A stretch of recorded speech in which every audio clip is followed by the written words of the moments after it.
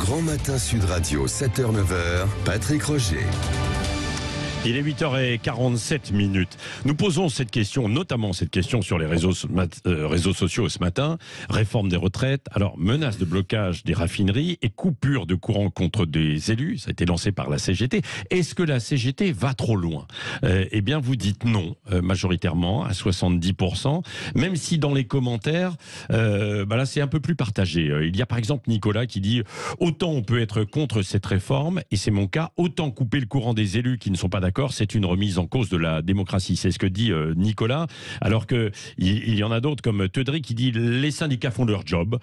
Par contre, c'est l'État qui va beaucoup trop loin dans la destruction des droits. Il faut les arrêter par tous les moyens. Vous voyez, évidemment, les commentaires, bien sûr. Éric Revel, Lydia Guirousse. Lydia Guirousse, quelle est votre réaction justement par rapport... Je suis scandalisée par ces menaces, en fait. Ce sont des menaces, c'est de l'intimidation, c'est du chantage de la part de la CGT. Ça va beaucoup trop loin.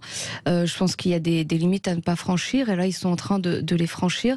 Des élus ont le droit de ne pas être d'accord. Il y a des points de vue qui peuvent être divergents. On débat, on échange, mais on ne menace pas de cette manière-là, et en tentant de prendre en otage et en ciblant des élus de la République. Là, ils remettent en question complètement la démocratie. Je suis d'accord avec votre auditeur. Mais c'est des méthodes qui ne sont pas tolérables. Quelle est la prochaine étape? Des milices? Éric Revel? Je partage l'analyse. Alors, il y a le ciblage des élus pour des coupures de courant, et puis après, il y a aussi la menace des raffineries, quoi, bien sûr. Non, mais d'accord, que les syndicats utilisent des moyens de pression qui sont à leur disposition pour faire pression sur un gouvernement. Bon, très bien, il n'y a pas de souci, mais attendez, si on menace un élu de la République, est-ce que, par exemple, si moi j'étais pas d'accord avec les CGT, je les menacerais de leur couper le courant enfin, moi je trouve ça, vous voyez, ça dénote quand même d'un état de tension, d'un climat de violence dans ce pays. Alors c'est pas la première fois que la CGT coupe l'électricité chez des élus, mais moi ça me choque profondément, je veux dire. Autant le syndicalisme doit être respecté pour ce qu'il est, autant avoir ce genre de menaces.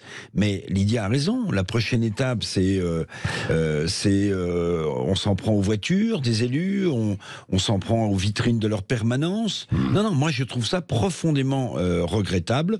On peut combattre une réforme. Il y a Villeneuve qui dit la CGT elle court après les adhésions aussi, donc c'est pour ça qu'elle est dans une forme de politique de surenchère. Je pense que alors après, c'est pas non plus toute la CGT, bien sûr. Non, c'est la CGT Énergie, qui a balancé cette menace. Après les Gilets jaunes, il y avait eu des épisodes de violence, y compris devant le domicile de certains députés. Je pense que cette partie de la CGT court effectivement après les adhésions, en allant vers plus de radicalisation, une radicalisation qu'on avait vue lors des différentes mobilisations Gilets jaunes. Et peut-être qu'il y a ce besoin-là d'être plus radical, plus dur. Au moment où des élus, parfois le payent de leur vie. Vous vous souvenez de ce maire où des députés sont molestés physiquement? Je trouve ça extrêmement grave de la part de la CGT de rentrer dans cette alors encore une fois, c'est pas toute la CGT, bien sûr. La CGT Énergie, oui, mais dans ces cas-là, il faudrait que M. Martinez se désolidarise. Comment est-ce qu'on peut menacer des élus et ensuite regretter qu'ils soient menacés physiquement ou pire? C'est un vrai sujet quand même. Les élus de la République, ils sont élus par des électeurs. 0826 300 300, j'aimerais bien vous entendre aussi à ce sujet. C'est Abdelak qui est avec nous, de Mont-de-Marsan, qui est pompiste, je crois. Abdelak. Bonjour Abdelak. Oui. Pompiste aussi, oui, vous avez raison. Bonjour. Il faut le dire, puisque je parlerai des raffineries et donc la menace sur les carburants de nouveau. Quelle est votre opinion par rapport à ça? Est-ce que la CGT va trop loin? Je crois que tous les intervenants ont raison. Je crois qu'on se rejoint tous là-dessus. Il est très clair. La CGT, ça représente, j'ai étudié avant, 2,6% des salariés, c'est-à-dire quasiment rien. Et sur 9%, maximum de personnes, de salariés qui sont syndiqués sur la France entièrement. Donc c'est déjà les syndicats ne prennent pas beaucoup, mais la CGT pas plus. Mais pourquoi? Parce qu'en fait, c'est des bourrins. on les connaît. Soit ils sont totalement silencieux et ils n'ont rien à faire parce que c'est pas possible de discuter avec eux. Soit c'est par les opérations de bourrin.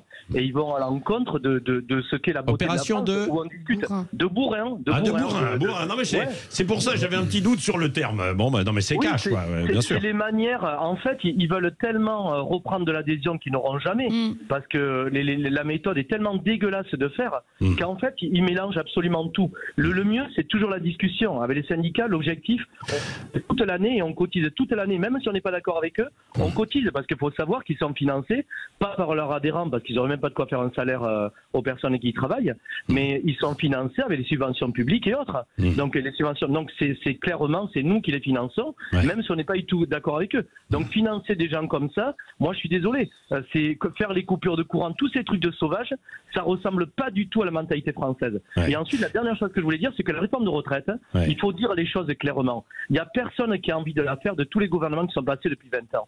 Il y a tout le monde a envie de la faire, personne qui a le courage de la faire.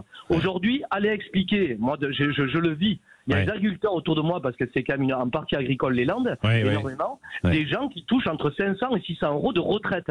Donc quand on leur dit que la nouvelle réforme, ils vont toucher entre 800 et 1000 euros au minimum, quoi qu'ils aient cotisé, eh bien oui, c'est humain, c'est social. Donc allez expliquer à ces gens d'en bas, avec leur retraite, évidemment, il y a toujours quelqu'un, une réforme, il y a toujours quelqu'un qui va y gagner, quelqu'un qui va y perdre. Mais la base quand même de la réforme, c'est quand même une égalité. Donc il y en a certains qui vont perdre des avantages et qui vont couiner. Mais il ne faut pas oublier une chose, on est dans un des meilleurs pays au monde, au niveau social, au niveau amortisseur social. Moi, je crois qu'avec le Covid, il faut se souvenir aussi qu'il n'y a personne qui a eu la maison de saisie. Il faut quand même se souvenir de l'État-providence qu'est la France. Donc, pleurer, je veux bien, mais les opérations sauvages, voilà, ça me dégoûte. Bon, donc vous êtes contre ces opérations sauvages.